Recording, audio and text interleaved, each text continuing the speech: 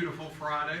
My name is Sam Powers. I'm the City of Asheville's Community and Economic Development Director, and this is our Fall 2019 City Managers Development Forum. Just by way of a little bit of background, this is an event that we host twice a year. We're probably in our 16th year of holding these forums, and this is an outreach effort on the city's part to work with our development community, our design professionals, our contractors, our developers, with folks in the real estate community, with neighborhoods, to help better inform our community of what we are doing, initiatives that the city is undertaking, regulatory changes that are taking place within the city of Asheville. And so we hope today you will be informed and educated, and we will also have an opportunity for interaction with some questions and answers that our city manager will lead near the end of the presentation. Just quick housekeeping, again, restrooms are out in the outer lobby. I'm not sure that we have a whole lot of extra food, which is, again, a good sign that we have great attendance today. So thank you again for attending. I'm going to go ahead and start. The city manager will be up in just a moment. I want to make a couple of quick introductions of some new city staff that probably you may not have met or who were not on staff when we had our last meeting in May. Amy Deaton. Amy, where's Amy? Right here. Stand up, Amy. Amy is our Assistant Public Works Director. These folks will hang around after our meeting if you want to talk to them about any issues or introduce yourself. And Garrett Mail, Garrett's over here. Garrett's our Parking Services Manager. So if you want free vouchers for life for parking, see Garrett after the meeting. Just kidding. He is not going to give out free. Are you give out free vouchers? No free vouchers for parking. And we have a number of city staff throughout other departments that interacts with our development community and with neighborhoods. And I'm going to take a minute. I'm sorry if folks are not finished, but if you're on city staff, stand up just a second. Stay standing up just a second. So these folks are the folks that can help you with issues and challenges and questions. And so if you've got a question, even if you're not sure who you need to talk to, look for one of these folks and find them after the meeting, and they can help connect you with folks in our city government that can help answer your questions. So thank you all. Thanks to city staff for being here as well. We have two key city staff members who were not able to be with us today. I'm going to introduce them just very briefly, and you may well have heard or seen some information about them. Richard White is our Assistant City Manager. He, Deborah, when did he start? In July, and he's not able to be here. But if you would like to meet Richard, just look on our website and you can find a way to contact him. And Robert White is our Interim Chief of Police. Robert was also unable to be here today. But again, we've got a lot of folks on staff who can assist and who are eager to work with you. So seek those folks out. Without any further delay, I'm going to turn the program over to our City Manager, Deborah Campbell.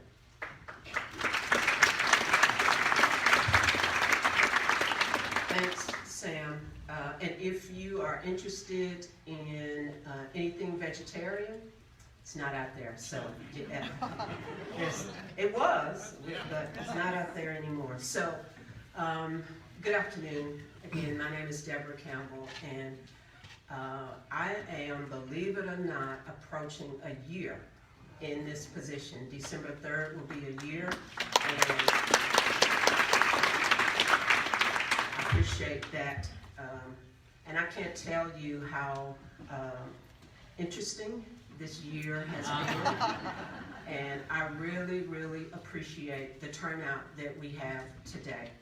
It just lets us know how important you feel getting an understanding of what we're doing in order to make your lives easier and hopefully better in terms of the development process, and just to be informed about things that the city is doing. We, as Sam said, we have a number of things that we want to update you on. We think just about every item that you see on this agenda and things that we will bring to this group is really, really important. And again, we hope that it has transformational impacts on how we do business and how we hopefully positively impact this community.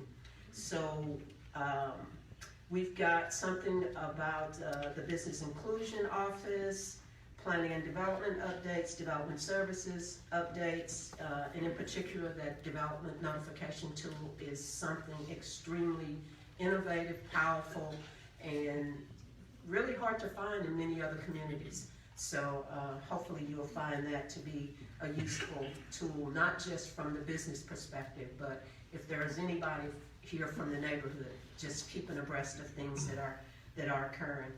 And one that is extremely near and dear to my heart is around the issue of affordable housing and how the city is trying to use as many tools and programs and initiatives and efforts that we can legally do to help incent and address truly a community-wide problem that we have. And obviously this just isn't something that's going on in Asheville. It is a national issue, and it's one that when I came to Asheville, I was literally surprised at the number of tools that the city has, but I'm really, really concerned about whether we have enough developers out there that are interested in delivering the units. So we're going to work on that, and you'll hear from Nikki and Paul.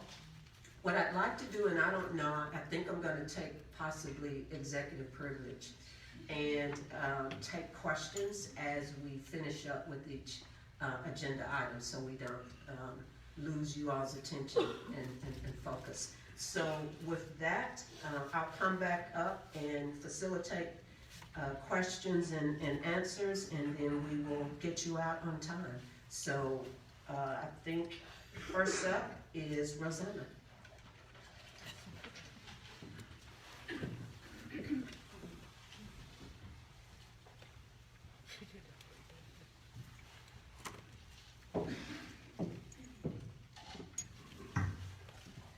Hi, my name is Rosanna Mulcahy. I am the Business Inclusion Manager for the City of Asheville. I was going to stand over there, but I don't think I can hold the clicker and the mic at the same time. So let me see if this works. Oh, yeah, there it is. Okay, so I was hired March 2018 to be the Minority Business Program Manager for the City of Asheville. One of the first things that I noticed was the feedback from the community about the name minority and the name program, so both words put together. So one of the first things that we worked on was to change the name. So now we're the Business Inclusion Office. The reason why we're the Business Inclusion Office is because I believe in building relationships, and to be inclusive, we have to build relationships with our communities, especially our communities that are often neglected and forgotten or not heard of. In this case, for me, it's the African American community. Another reason why we changed the name is I wanted to get away from the language program. Throughout history, we know that if Latinos are having issues, let's create a basketball program. If African Americans are having issues, let's create a program to help them. But when it comes to benefit specifically the white male, we make changes to policies, laws, procedures. So I wanted to get away from using the word minority and program to talk about the work that I'm doing. One of the things that we have been able to accomplish, it took a while to accomplish, is our Mountain Community Capital Fund. It's a collaboration between the county, the city, and 3 community development financial institutions, which are Carolina Small Business, Mountain Biz Works, and Self-Help. The goal of the program, of the fund, is to assist business owners who wouldn't qualify for a loan because they do not have the wealth to collateralize that loan. So this is a fund to assist, it's a loan guarantee fund to assist the community. We launched it on October 10th. We had a great turnout. We had a lot of African American business owners, a lot of African American individuals who I hadn't seen come out. We had Commissioner Whitesides and Councilman Keith Young do a panel where they were asked questions by the community, and at the same time we introduced the fund. We've done 2 loans so far, worth $45,000. It's a start, but it's helped 2 business owners, so that to me it's great. So moving forward, so how do I move forward in my work? I believe in, like I said, relationship building. So from the beginning, I've engaged the community. I've asked the community, what do you need? How can we work together to make this happen? So a lot of the feedback that I got was there is a gap between the business development that is provided by our partners, and oftentimes the African American community does not feel welcome in these spaces. So I requested funding, and I was given, to my understanding, for the first time, specific funding to do a project or program with the Business Inclusion Office. So I received a certain amount of money. I studied different types of curriculums to bring to the community. I chose one that I thought it was great. I made the mistake to choose for the community. And when I brought it to the community said, no, we don't want this. We want something different. So we went back and we did an RFP, a request for proposals, and we got 4 really great proposals. We chose one. We're in the process of working on that right now. So the funds, the work will be done by community members. So basically the way that I see moving forward is engaging the community, listening, and then acting. For example, I have office hours outside normal City of Asheville office hours, because I know that often business owners cannot attend those 8:30 to 5. So I have a Saturday, I go to Burton Street, and then I go to Stevens Lee 2 nights a month. What else can I say? As we move forward, I do want to continue to try to engage the community, because without the community input, we really can't move forward, the community. I also have a cohort that I'm working with that is comprised of 7 African American business owners, and they are giving me a lot of feedback about what the needs are. I do want to say that although we concentrate on the African American population, we're not forgetting about anyone. We're just being intentional about the group of people that we have left behind in the past. Thank you. Hope you have a great day.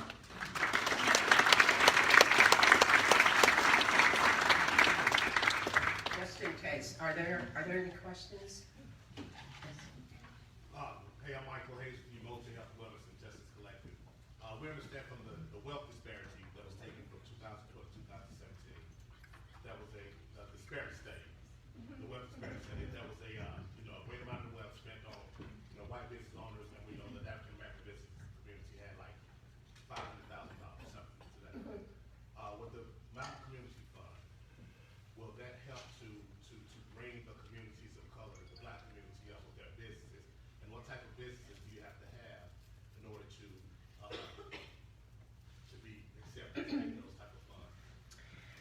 fund is used for any type of business.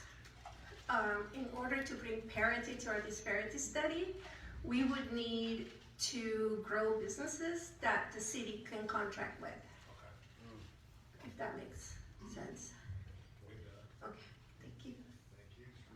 My name is Sean Darrell, hats off Financial Group. I'm a business credit advisor, and my question is related to business credit. And I see you have provide tangible solutions. So when it comes to a business, how important is business credit going to play into African American business owners getting contracts? Is there a review of business credit reports in that process? I don't think that there's credit review in, but I'm not 100% sure about that question. If someone else can answer that question for me, I would really appreciate it. No, I'm Barbara Whitehurn, I'm the CFO for the city, and no, we don't do business credit checks. You may need to have your business for a certain amount of time to be bonded, which could be considered business credit. And I just don't want anybody to think that there isn't some type of verification process. We'll take one more question, one more, or two more, and then we'll go to the next speaker. You mentioned that with the community capital funding that there were three specific agencies. You said Mount Bisworth, LVADS, Asheville's HIDAC. You said Mount Bisworth's, the second one, Self-help, credit union. and then Carolina Small Business, or you can also say Western Women Business Center with Sharon Knox and Dennis over there. Right here. And the other one is with these verifications for minorities. I know that a lot of times with verification for verifying that you are a minority costs money. So once you verify that you pay this money that you're a minority, You should never pay money to prove that you're a minority. there are some cases that you. Okay, you can contact me and we can talk about those because you shouldn't be paying money to do that. I agree. Yeah, I think, did you have a question? And then Hi, we'll go to the next I'm speaker. Sharon Harvey with the U.S. Small Business Administration. Just wanted to know with your Mountain Community Capital Fund, what is the interest rate on that, or does it vary? It's up to the lender. Okay, so It's similar to the 7(a). okay, so it's a guarantee. Okay. Yeah, it's a up guarantee. to the lender. Yeah. Thank you. Excuse me, if that's the case, business credit is reviewed.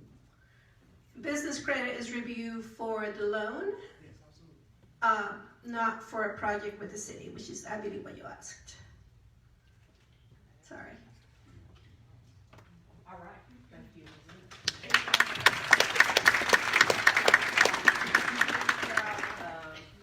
Todd, and the reason we're saying just first names is because I'm really bad with.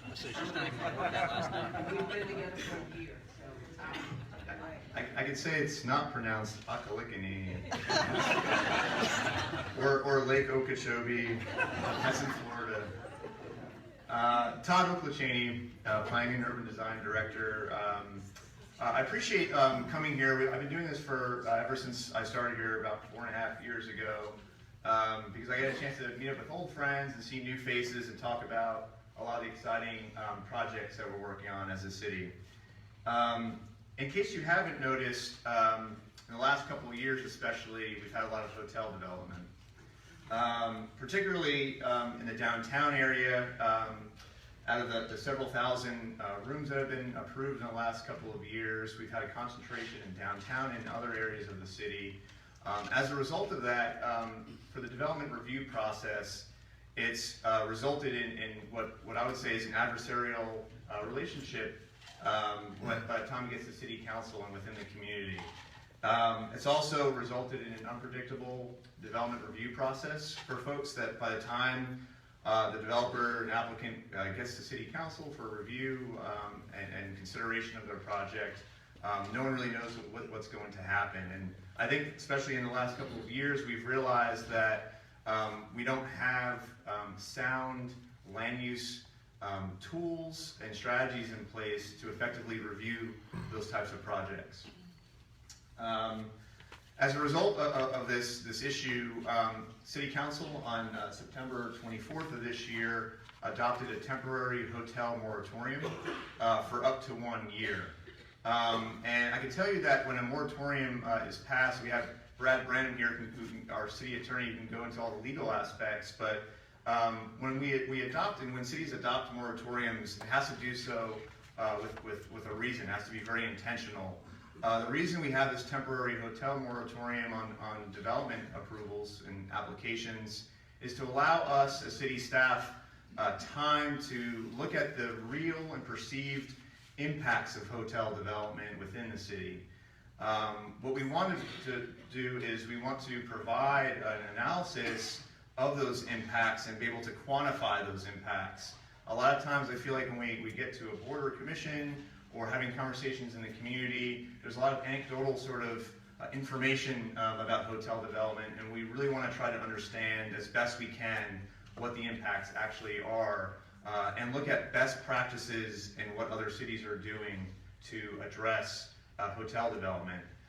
So what we're going to be doing in the next year, we've broken up into 2 phases of a planning process that will partially happen concurrently for some of these 2 phases. We're currently underway right now preparing what's called a briefing report for Urban Land Institute, who we've contracted with out of Charlotte. Urban Land Institute is an organization that for decades they've provided technical assistance to cities throughout the country, and the ULI Charlotte office is going to help the city of Asheville conduct an analysis of hotel development. City staff is looking at quantifiable impacts, both good and bad, of hotel development.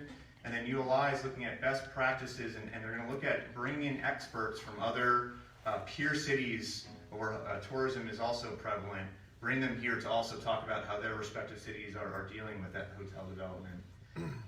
That's kind of what's going to happen in the first phase. Tentatively, that first public workshop you see listed here, we're looking at sometime in early January for that first meeting.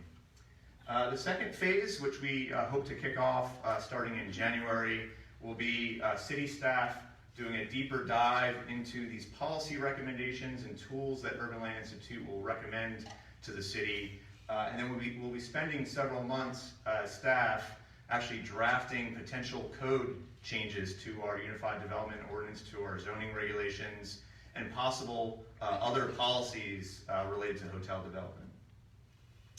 Another big project we've been working on for the past year is a project that we call the Urban Centers Rezoning. This is a project or an initiative that was born in the Living Asheville Comprehensive Plan that was adopted last year. And the intent of this project is to look at possibly rezoning up to 145 acres within 4 nodes along 4 commercial corridors in the city. And we're trying to encourage a development pattern, as shown on this slide, where we're trying to look at underutilized shopping centers, and we're looking to try to encourage higher density mixed use areas where affordable housing and walkability is incentivized. The 4 areas that I mentioned are highlighted in the yellow circles on this map. This is the former Kmart site on Patton Avenue, the Ingalls and Fresh Market and Steinmart area on Merriman, Innsbrook Mall on Tunnel Road, and then the Walmart area on Bleachery Boulevard. There's a preliminary draft code that's up on our website right now, and we've been spending the last couple of months meeting with the property owners, meeting with other community members, and we're going to continue to meet with community members that might be impacted by this potential rezoning over the next couple months.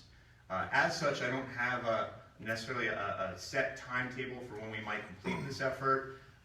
Our focus right now is meeting with the community to address any potential concerns and make any potential changes to our draft code. But we do hope to bring this in front of City Council sometime next year.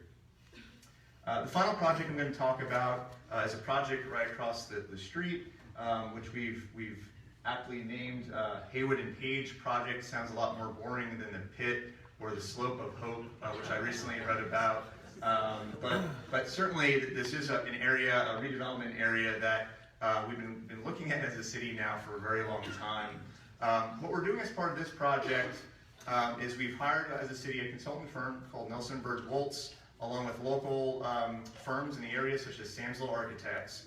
And we're looking to build upon a visioning report that was accepted by City Council 2 years ago.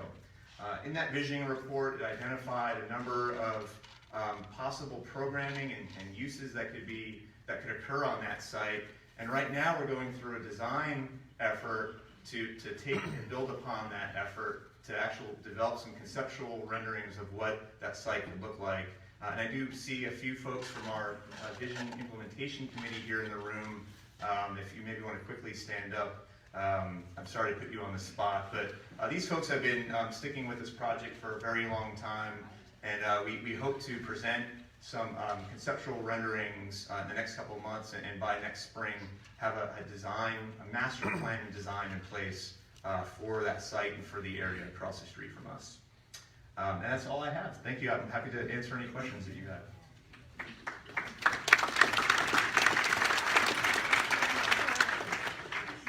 Regarding the urban center rezoning, I noticed that the Sears property is not being mentioned or included in that. Can you give me a reason or an update on what's happening there? I think that we kind of debated whether or not that project should be included. At the time, we didn't select that site initially because there was already a development application in place. And since that development application was in place, we were going through what's called the conditional zoning process, where the conditions are tailored specifically for that site. That application is still open with us. So that was the reason why that Sears site was not initially included in that rezoning effort. And Seritage is still reworking the design as far as we know? Yes, that's what they've indicated to us. Thank you. Any other questions or comments? Yes, ma'am. You said that you were building around facilities or abandoned shopping centers. So you were talking about using those properties in general to build upon, or? Yeah, so the rezoning effort, the urban centers, the idea is these 4 areas that we've indicated, we felt had a kind of a higher redevelopment potential. There are areas that are located along our higher frequency bus transit routes in the city. So these were areas that our comprehensive plan identified as areas that today someone could come in, maybe build just a commercial development. We thought these were really good, potentially good areas where we could also encourage housing also to be built there, and possibly also incentivize affordable housing on these locations. If you don't mind showing your phase 2 slide really quickly. Just look at the phase 2 slide, or talk about what sorry. phase 2 was again. So phase 2 for the development moratorium. Yes. Thank you.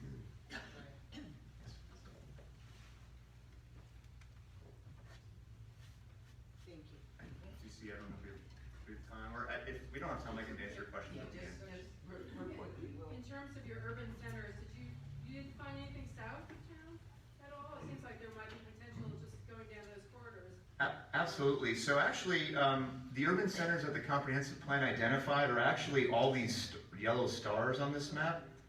And some of these circles are as well are other types of centers that we've identified.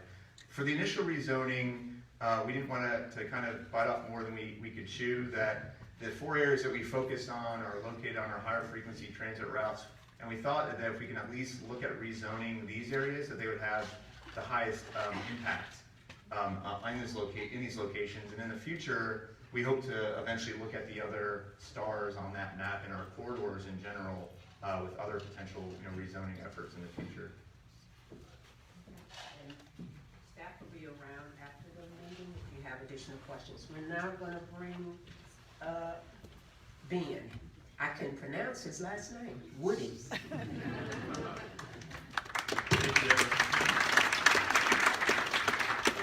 Good afternoon. afternoon, everyone. Thank you for being here. So Deborah said we've got to end on time. So I've got 20 minutes material that I'm going to put in 10 minutes right now. So everybody get ready. It's going to go really fast. Ben Woody, Development Services Department Director. What I want to cover today is some trends, a little bit of data. We do that every year. We've got a new wrinkle to that this year, which I think you'll find interesting. And then really cover kind of two of our major initiatives that I think are really exciting I do want to share with you.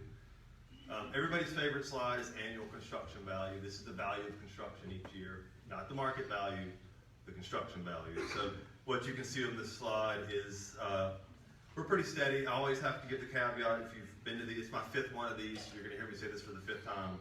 FY17, that big year, includes the Mission Tower. So that Mission Tower construction value skews that a little bit. If we took the Mission Tower away, that year would be $417 million in value, which is pretty consistent with what you see.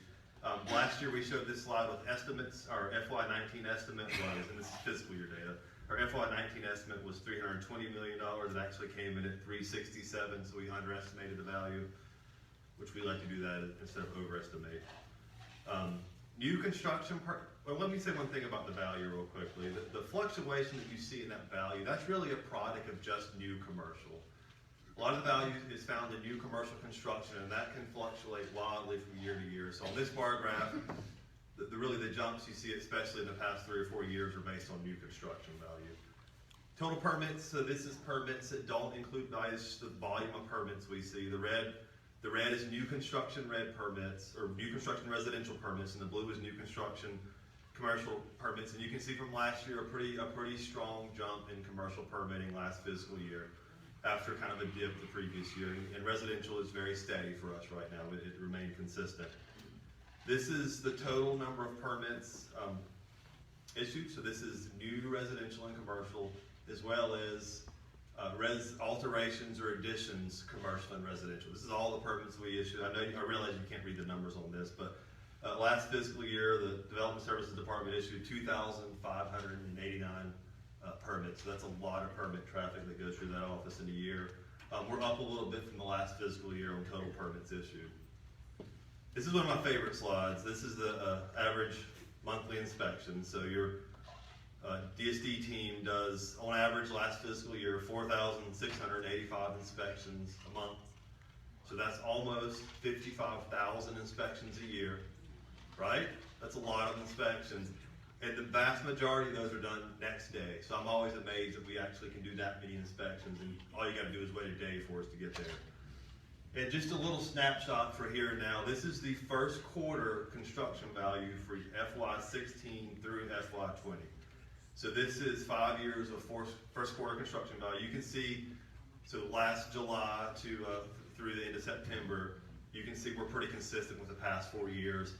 That blue, which is a commercial, that's a pretty high value for the first quarter. That includes Lee Walker Heights, which is a great project for the city. Has a construction value of $40 million, if you're wondering. So that's why that's a strong first quarter for commercial. And one thing, the wrinkle we want to add is, so I always show you those bar graphs, right? Every 5 times I show the same graphs, and I think people like that. But what we thought would be interesting is to start to show this data spatially. So everybody says, well, that's kind of interesting that there's all that construction, but where is it actually happening at? And that's a really good question. So we've started trying to map some of this. I hope the next time I'm here, this is a little more robust. But what you can see, this is commercial new construction.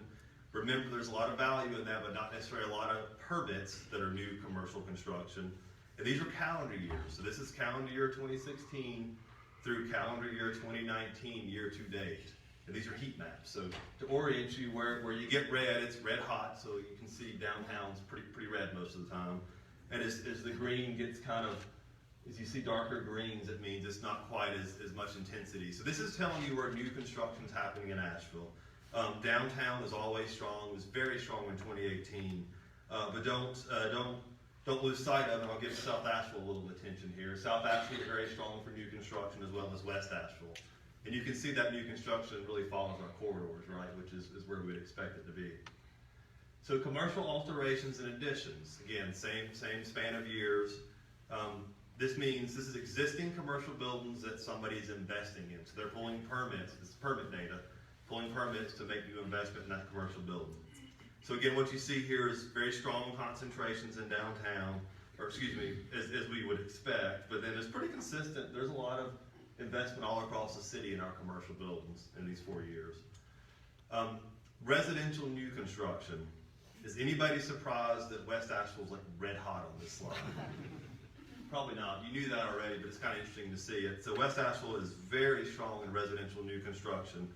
But interesting, which I don't know if I expected this, but Airport Road area and Oakley are also very strong in residential new construction. So we're getting new houses in those two areas as well. And then finally on these, this is alterations and additions. So this is, again, work being done to an existing residential house. Again, North Asheville and West Asheville are very, very strong. Again, interesting that, now if you look at South Asheville in this, it's pretty soft in South Asheville. I suspect that's because there's probably just more new construction in South Asheville, and probably has something to do with the age of the housing stock in South Asheville. Maybe not as much need for renovations and remodels, but again, just interesting data that we wanted to share with you. We're going to have that available after this meeting on the website, so you can drill down a little deeper if you want to. So who was here last year? You guys remember this slide, right? This is our residential permitting process. It really was that long and that bad, I promise. And we told you that we're going to make it better, right? So I'm here to tell you what we did. I'm going to show you some metrics around what we've done with that process. And I'll give a big shout out to my DSD staff over there. That group right there is responsible for a lot of the good information that I'm going to share with you real quickly. So this is our development portal. We've been moving everything online as much as possible. All the design professionals in the room have asked us to do that for many years now, so we're trying to be responsive. And so I asked the staff, I said, well, show me what percent, this is residential permits. This is new construction, additions, alterations. If you apply for a residential permit, this is the percentage of permits that came through the online portal. So you see the very first month is January. That's a couple of beta testers we had. It was 2% of our permits came in digitally. We kind of launched this and kind of soft launched it in February, probably launched it like in earnest in March. I actually told the staff, I was like, make sure this data is correct before I put it up here, because I didn't expect this. But it's been a tremendous success, the residential digital permitting.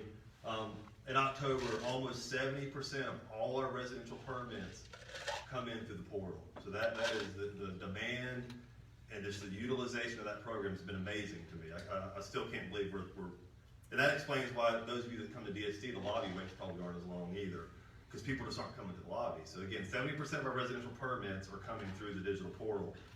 But the other thing we told you is we're going to do it better too. We're going to make it easier, we're going to do it better. Again, a lot of credit to the staff, but this is a little bit hard to see, but the big bar there that says 21, that is August 2018 data. So in August 2018, it took about 20 days from permit application to have issuance. Now that's not all on the staff, some of that's on the staff, but that's maybe incomplete submittals by our customers, revisions, resubmittals. Basically, it took you about 20 days to get a residential permit in August 2018. We took August 2019, and it's taking us 6 days to do that. And again, we're excluding some outliers in both those, but so that's a tremendous improvement in just the time it takes to get a permit. Number one, a lot of credit to the staff.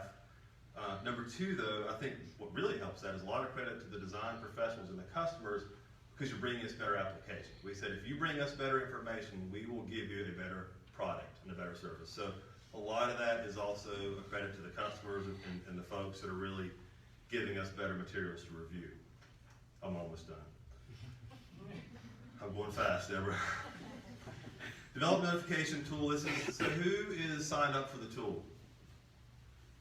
All right, not many, so we're going to be busy when we leave here. We're going to put a table out there, and you can sign up before you leave if you want to, because I don't have time to show you how to sign up. But what this tool does, if the city receives an application for major development, so anything that's a level 1, 2, or 3, and I can decode that language for you later if you don't know what that means, you can sign up to get an email notice. So if any development that meets those thresholds, just most of the development, if that happens in the city, or even you can choose within a quarter mile of your house, you can pick the spatial area you want to know about. The city will send you an email to tell you that there's development within that area. And so this is actually an email from my inbox. I just grabbed one real quick. And let me say one thing, and this tool isn't just for residents. I mean, I think residents are the obvious users because residents want to know what's happening around them. I would argue this tool is for business owners. Maybe you've got a coffee shop and they're going to build 60 condos across the street. You can learn about that early. It can be for real estate professionals, developers. It can be for you too, because it gives you a chance to share accurate information early with the community before we get to city council. And again, these emails come out within 24 to 36 hours of staff getting the application. So quite frankly, you have the chance to look at it before we do. So when you get that email, if you click on a link, it'll take you to a project page. So all you gotta do in email is click a link, you come to this project page. This page is gonna tell you, and I'm gonna try to look over here and see if I can see these red dots. The first thing it's gonna tell you is about the project and what the review process is. So basically, what is this and what's gotta happen to it. The next thing is it has a map, so you can look on the map to kind of orient to where the project is. It has an address, so if you click that link, it'll take you to the Simplicity page where you can learn about the property, so you can learn about city service schedules, tax information, anything that the city has information related to that property. If you click on this link, this is what's really cool, it'll take you to a Google Drive folder where you can see all the information that was submitted to the city. So the site plans, the elevations, the applications, and narratives. Matter of fact, if you're really on top of this, you'll probably see this before city staff even looks at it. So don't give us like a week before you call us. And then the application number, if you click on this link, it'll take you to Excella, which is a super deep dive into permitting data. So if you really want to know what's happening, you can always go into our permitting database. And finally, and if none of that makes sense to you, then just click on the email and send us an email question. So I showed that one day and somebody said, well, I don't want to give the city my email address. And I said, okay, that's fine. So you could create an email account that's just for this purpose, but if you even don't want to do that, you can navigate this information through the Simplicity website on the city's website. So if you go to Simplicity, there's a development button, click on that, click project details, and again, what you're going to see is a map of all the development that's happening in Asheville. I forget to do this a lot of times, but there's a date bar up there because we can't upload everything at once because it's too much information. But you can set the date bar, set the dates you want to learn about, and then you can navigate on this map to find any development that's happening in the city. You can search if you don't know where it is, but you know what it's called. There's search bars there that you can use to search development. Again, don't forget to set your date range. And then lastly, and this is the end for me, if there's a link kind of buried up there, and you'll have to read that to see it, but basically that takes you to remember the notification tool focuses on level 1, 2, and 3, so major development, but this link that I've got highlighted will take you to building permit data. So if you click on that link, you can literally go look and see if your neighbor got a permit for their kitchen renovation. It's all there for you to access. And so thank you.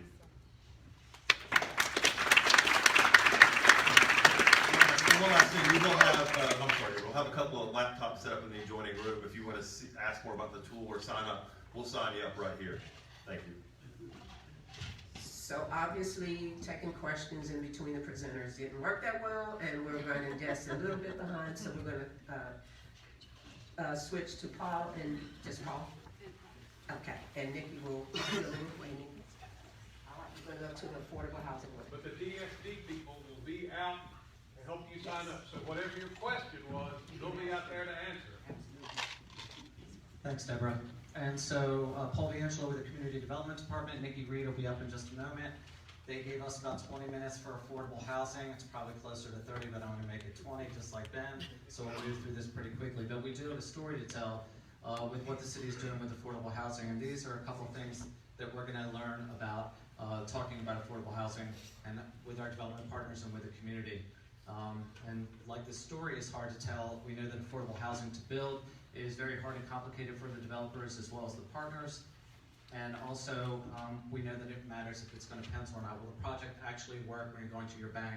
Expenses, income, does the project cash flow? So we're always working with developers to see how their balance sheet works. And when it comes to the city, how do we subsidize that? How do we invest in those units? Whether that's on the front end, where we're actually working with the developer to try to find incentives or subsidies that'll work, or on the back end, where we're actually working with a renter or homeowner in some kind of down payment assistance or housing choice voucher. And so, what is affordable housing? The standard definition from HUD, the Department of Housing and Urban Development, is that households, both rental and home ownership, should not spend more than 30% of their gross income on housing. So if you're a renter, that's going to include your rent and utilities. If you're a homeowner, that's going to include your mortgage payment as well as your insurance and taxes. And obviously, the more money we spend on housing, the less we have to spend on life's other necessities, food, transportation, other costs, insurance, as well as extra money to support your local economy. For us at the city and in community development department, we like to take it and make it a little bit more personal in the fact that most wages and salaries and incomes we produce in the area don't support the average housing cost in Asheville, whether you're a renter or a homeowner. And a healthy, affordable mixed income community needs a variety of housing types at a variety of price points, both homeownership and rental, for the variety of incomes and wages we produce in the city.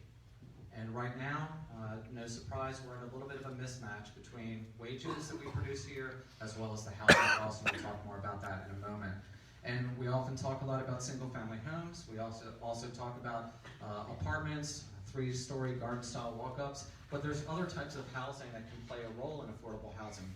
The duplex, the townhome, the condominium, other areas of housing types that could actually help with affordability. And so the world we live in a little bit at community development is the HUD area median incomes, AMI. And this is the fiscal 2019 income limits. The 2020 should be out in about March. But these are the income levels that we work with. And if people ask what's the area median income for the city of Asheville, they're gonna say $66,400 because they base that on 100% of the area median income, kind of your average, as well as for a family of 4. But we take a little bit more of a personal look at those numbers, and we taking a look at Bureau of Labor Statistics, American Community Survey, the National Low Income Housing Coalition, looking at the salaries and jobs out there. We're coming in at about $40,000 for the average annual salary in Asheville and Buncombe County. So when you equate that to a position, you're going to think of an HVAC, a heating and air technician, who's making about $40,000, about $19.14 an hour. Now on that salary, a person or household would have $995 a month to spend on housing. So if you're a renter, that's got to cover your rent and your utilities. If you're a homeowner, that's got to cover your mortgage, insurance, and taxes. And we like to remind folks that that salary could be supporting a family of 1, 2, 3, or 4. So when you actually take a look at that average salary and what that equates to a housing payment, and you look at your average rent in Asheville or your median housing cost, and that's 2018 data that came in at $315,000, renter or homeowner, you're going to be cost burdened, which means you're going to spend more than what you should, more than that $995 a month on housing. So if you're renting, you're looking again at an average of about $317 more than you should be spending on the average rent. And when you're looking at buying a home on that salary versus the average housing cost, you're down about $733 a month. So the housing needs assessment, to give you an idea, that we do look at this data and try to pay attention to what's happening on the ground. This report just came out last month. When it comes to cost burden, about half of our renters are cost burdened, which means they're spending more than 30% of their income towards housing, and about 1 in 5 renters is paying more than 50% of their income towards housing. They would be severely cost burdened. We're also seeing rising rents. Since 2014, rent in Asheville has increased by 5.4% annually. So in 2014, your rent was $1,000. You'd look at that being about $1,300 in 2019. And when it comes to vacancy rate too, with this Bowen data that we're taking a look at, back in December of 2014, the last big report we did regionally on this, the vacancy rate for market apartments was about 1.2%. Right now, it's pushing closer to 6%, so it's a little bit more of a healthier, balanced market, 5% being your average. And then when it comes to vacancy rate of affordable apartments, which we always like to tell our developer friends, that vacancy rate always stays near 0. We always have folks out there that are looking for affordable housing in our affordable units, which is why those always stay at 0% vacancy rate. And then lastly, for sale. About 1 in 5 homeowners pays more than 30% of their income towards housing, and about 1 in 12 homeowners pays more than 50% of their income towards housing, again, severely cost burdened. And for sale inventory, I'll have a slide next on this data. Currently, the available homes priced under $200,000, which would just about match that HVAC worker we talked about. The number of homes under $200,000 right now has diminished to 63 units available, down from 460 in 2014. So you can see that data here. The bright blue is the number of homes available in these price ranges here in 2014, and the dark blue is what's available now here in 2019. So you can see how that has decreased the amount of homes that are actually available. And really, under $300,000 in our world, about under $275,000, we think we can work with a lot of folks with down payment assistance and other subsidy. You're not seeing a lot of homes under that price range, and under $200,000, like we said, just 63 houses. And also a very important slide that came out of this report too, to show this income gap here. What we're noticing here is that more and more folks are being pushed into the renter. So the bright blue here is the amount of renter households versus the dark blue, which is the owner. Before, 5 years ago, about $40,000, $50,000 was your price point, where if you're making below that and nothing changes in your world, in your household income, you're pretty much going to be a renter for life and not have that opportunity to wealth build. Now we're seeing that push up more to $60,000, $70,000. In larger metropolitan areas, you're seeing $80,000, $90,000, and $100,000, where people are being renters, and you're going to end up renting for life and not have that opportunity to wealth build.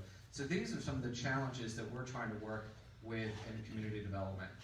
So what the city's role, based on our affordable housing workshop in September of this year, we can work with funding, regulatory, city-owned land, and like today, be the collaborator and convener.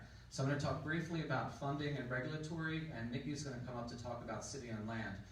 So when it comes to funding for affordable housing, we're working very closely with developers and the banks and their whole world of where they can go to outside of a regular bank to get funding for affordable housing, whether that's a developer fee deferral, philanthropic efforts, tax credits, etc. And then the city tries to come in with what we can do here. And Deborah talked a little bit about these incentives, where we can come in as a lender, where we've got bond funding, $25 million in bond funding that was passed in November of 2016, money towards high impact sites, a housing trust fund, which we already have, but additional money for that loan program, some land banking dollars if we can find a parcel for affordable housing, down payment assistance, community land trust. And then recently we passed the land use incentive grant and the fee grant program. I can talk more about this later outside in the other room, but we just updated those policies where land use incentive grant is for property tax abatement, and then fee rebates that you get a discount if you're building an affordable unit that matches the city goals.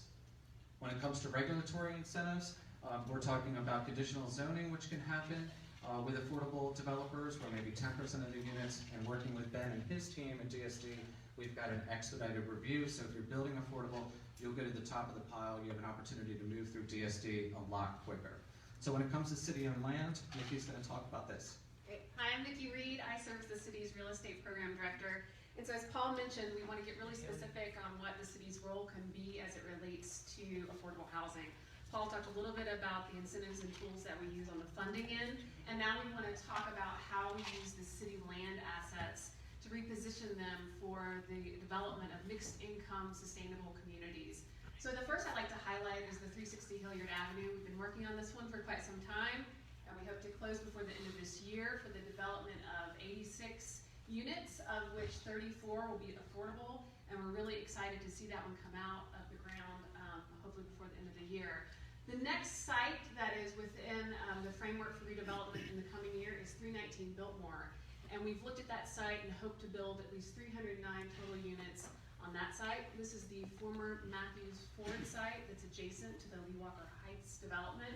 And then thereon, in the years to come, we'll see 91 Riverside Drive, it's the old ice house in the Arts District, come online. Cedar Hill is a 15-acre site in Beaverview, and then hopefully South Charlotte Street will be teed up in the future. So this is showing you basically our slate of properties that we hope to redevelop with our partner developers in the future.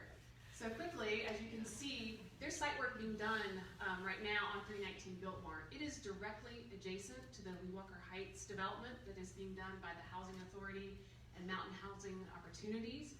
And some of that did involve some site work on the old Matthews Ford property, but we will be taking that property and putting it out for redevelopment from the community. And I want to talk a bit about that process and what we hope to do with that process. So we did some due diligence on that site and came up with an overall concept, really just to understand what could be built and what kind of density that we could achieve. But really we're hoping to solicit proposals from developers to really understand what ideas are out there within the community. But this gave us an order of magnitude so that we could start understanding what was possible. We have some commercial here along the frontage in the red. There's some structured parking, but then again, about 309 units of potential housing. And we envision this as a mixed income community where we have affordable housing as well as market rate housing, and we can see how we can knit the two communities together. Lee Walker, which will be completed likely by the time that we get started on this one, knitting together with Biltmore Avenue. So the process that we use, this is really important. We set our goal to be that when we develop affordable housing on city-owned land, that at baseline we want to see at least 20% of those units to be available at those 60% AMI families. This is the target population that we hope to serve. And then we also accept housing choice vouchers on developments that are done on city property. That's a very key piece here. The second thing is we want at least 20 years affordability, if not 30. We do recognize the limits of the funding and the constraints on costs, but we wanted to achieve that at least 20 to 30 years of affordability. And then lastly, we really hope to exceed that baseline and where appropriate provide other community benefits, i.e. daycare, grocery, etc. We'll see. The sites will kind of tell that story. And so again, our procedures, we want to put up properties for sale at an appropriate time and be strategic about that. We want to obtain appraisals and do due diligence so we know what we're working with. And then lastly, we want to use an open and competitive process to solicit developer qualifications and select a developer that's going to be a good partner to see that come out of the ground. So that means we will be either selling or long-term leasing these sites. But with that said, we do understand that that land cost can be part of the deal. It can help us get to those affordable units. And therefore, we're willing to use that as part of the incentive. But we certainly want to see how that works within your pro forma, and we want to see where that fits in. So that's all I had. I'm going to turn it over to Paul to finish up. Thanks, Nikki. So I think we're doing okay on time, but I am going to buzz through these last slides here to go right to the last couple. These should be all available online, I'm sure. But when it comes to the city as a partner and our strategy, again, I'm going to fly through these just for a second to get here, which is the world we live in. That was quick. But this is our idea of community development, where we're trying to simplify this process. And then I look at this slide and I'm like, this doesn't seem all that simple. But it really, what we're trying to tie here is taking a look at the area median incomes we're working with, who is doing that work when it comes to our local partners, as well as other developers and the for-profit developers are out there, and how do they fit in with these AMIs we're trying to target? And then how does that work with the funding tools that are available? And then how does that blend with the incentives we have? So this is where we're always trying to work within, and then always keeping the community in mind, the community input as well as the community need, because this is why we need partners. It is a numbers game, and we understand that from the developer's point of view, that it's a balance sheet, but it's also a numbers game for our community members. So again, here's HUD's area median incomes, and obviously folks, below a certain level are going to have lower incomes to work with, but when you're talking about a $315,000 house, all of these individuals and families in red cannot afford that average house. So these area median incomes cannot afford a $315,000 house. And if you're lucky enough to be in one of these six, that's assuming you've got 20% down, so you're avoiding your PMI insurance, which can push $150. And the same thing for renters. If you're looking, a guesstimate of about $1,200 to include utilities, give or take, you're looking at all of these folks that cannot afford the average apartment in Asheville. And I would argue that that's probably closer to a one-bedroom and the 4, 5, or 6. So it is a numbers game when we pay attention for that with developers, but we need the developers as partners, which is why we pay attention to our local community. So a few takeaways. We want to support our partners always and forever that are doing that under 60% of AMI work, which is the hardest work out there, to target those lower AMIs, identify gaps in the partnerships, fundings, programs, etc., so that perhaps we're doing the 60, 80 to 100, call on more for-profit developers and lenders to be a part of the solution, and build community coalitions and bring more partners to the table, hence the developer forum today. We appreciate it. Thank you very much, and I'm happy to take any questions.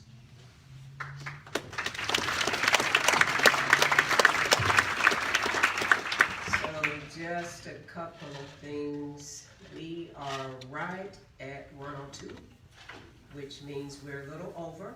I think we go to 1, right? Okay.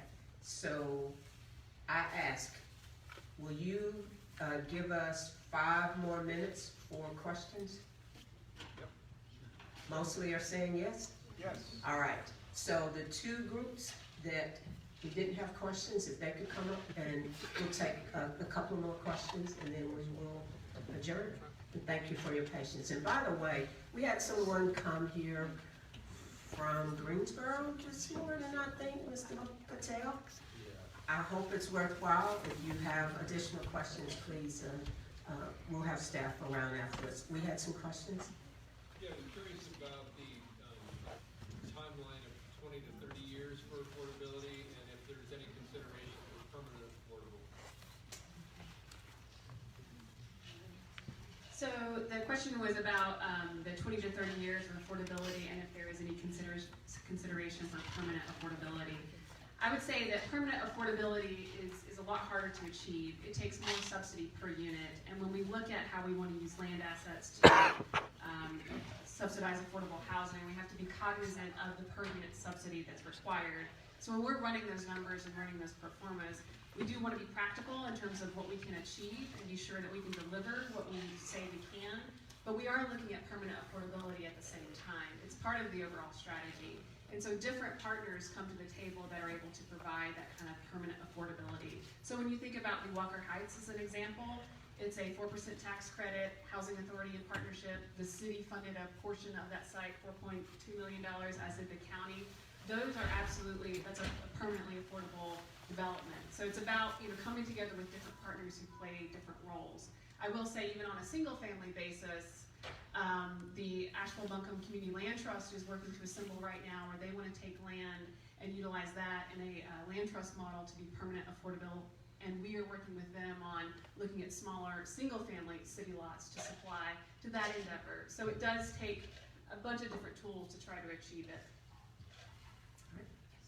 Yeah, of the incentivizing and subsidizing programs for affordable housing, what's underperforming and what's overperforming? So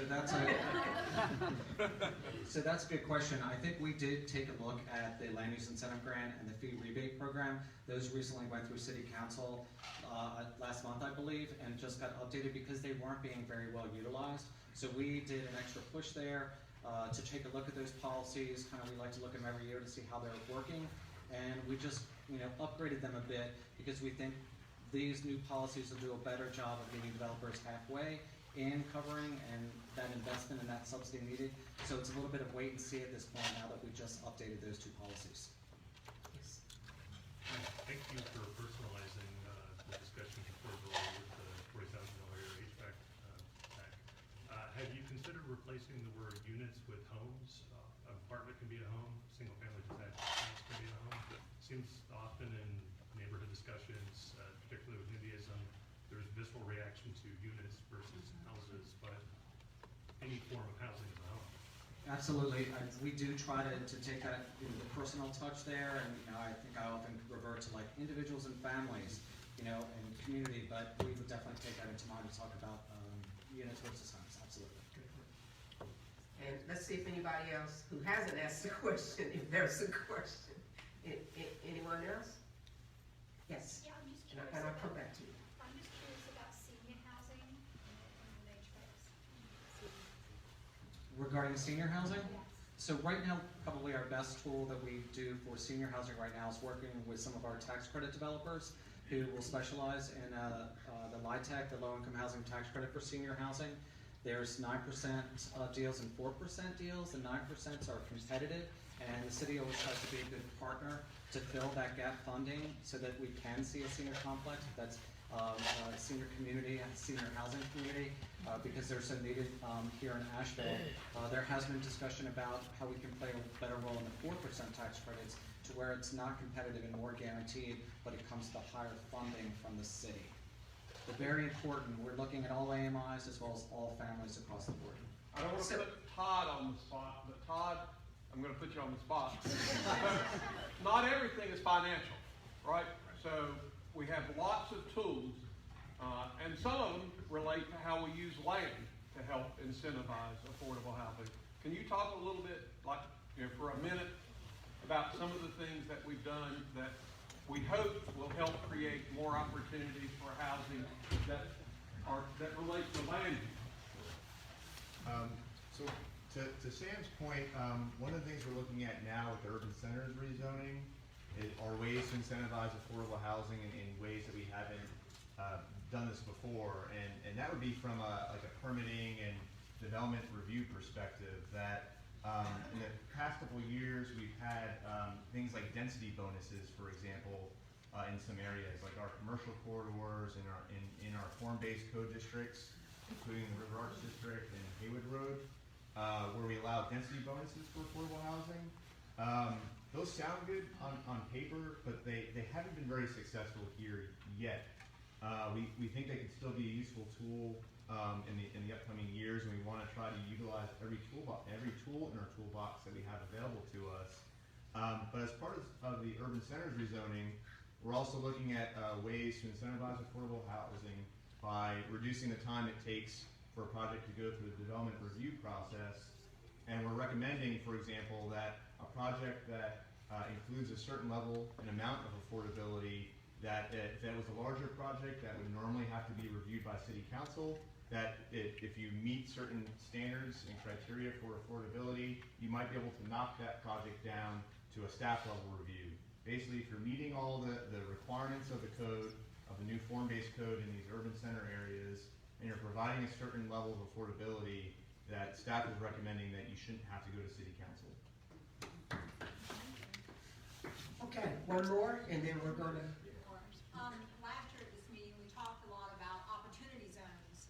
This year, it hasn't come up, and there are a lot of opportunity zones in the city, but I don't think they're being utilized because it's a very complex, situation. It is, and that the opportunities, and I believe some regulations or more information just came out earlier this week or the end of last week, but we were at the North Carolina Housing Finance Agency and the North Carolina Housing Coalition meeting in Raleigh in October, and in a room of about this size, the speaker asked if any developers working in affordable housing had been able to match it with opportunity zones, and not a single hand went up. We don't see it as a match for affordable housing, unfortunately, as it initially came out the door. We're still hopeful that perhaps it can work, but as of right now, we're not seeing that mix between opportunity zones and affordable housing. so we have one additional question, and I'm gonna ask if you can get with the staff and ask it with them, because we're getting ready to lose some folks, and I've got to say some thank yous. Thank you, staff, first of all, appreciate it. And I'd also like to thank our team and our staff here at the U.S. Cellular Center for their help in hosting us today. I also want to do a special shout out to Christina Harris in our Community and Economic Development Department, who takes on the lion's share for organizing the logistics and all the arrangements for these meetings. And as noted on your agenda, our next scheduled forum will be Friday, May 15th. So please hold that date on your calendar. And I promise you, we will likely have fewer subject matters, because I think we are so excited about all the stuff that we're doing. But I think you all may want a deeper dive on a couple of subject matters. So we'll try to get some good ones and have a deeper conversation. So thank you all for your patience and being willing to stay a little over. Sam, thank you very much for all that you do. Have a great weekend, and we'll see you in May.